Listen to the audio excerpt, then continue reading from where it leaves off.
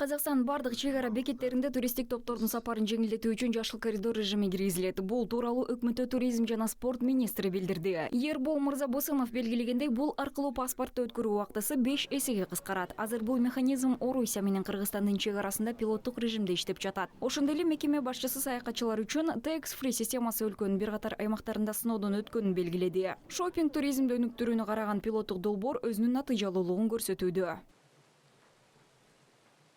Аталган жүйө аясында Бул системанын алкагында чет элдик туристтерге 4,9 миллиард теңгелик товар сатылды. Сатуудан түшкөн орточо чеги 837 миң теңгени түздү. Бул дүйнөдөгү алдыңкы 10 өлкөнүн катарына кирген көрсөткүч. Системаны жакшыртуу үчүн төмөнкү чаралар сунушталат. Tax free системасын пилоттук тутумдан туруктуу иштөө режимине алмаштыруу мүмкүнчүлүгүн кароо. Башкача айтканда, бул системаны өлкөнүн бардык аймактарына киргизүү менен арыздарды берүү жараянын санын эриптештирүү.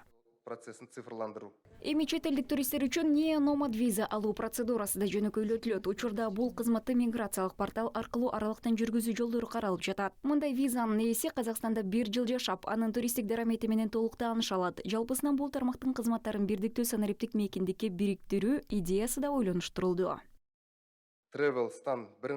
Travel-Stan бирдиктүү мобилдик тиркемесин түзүү демилгеси көтөрүлдү. Анын негизги функционалдуулугу бул жасалма интеллектке негизделген жардамчы. Башкача айтканда, туристтерге мейманканаларды брондогонго, билеттерди сатып алууга, гидтерди жана маршруттарды табууга, такси чакырууга жана башка кызматтарды бир санариптик мейкиндиктерге бириктире турган тиркеме.